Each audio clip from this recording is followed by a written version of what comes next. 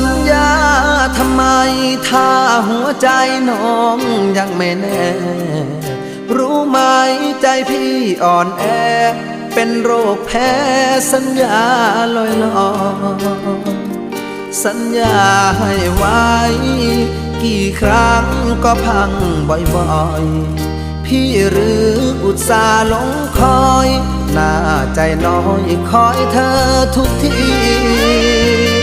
สัญญาจริงจังให้ความหวังที่ฝังใจมัน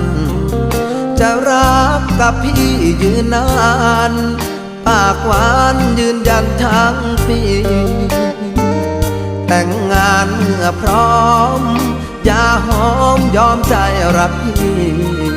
ผลลัพธ์ก็คือช้ำฟรีคนดีไม่มีสัจจา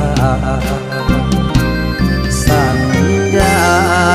เอ่ยมาแล้วก็ลาจากเหลือไว้เพียงซา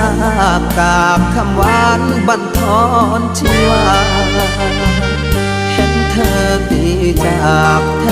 บไม่อยากจะเชื่อสายตา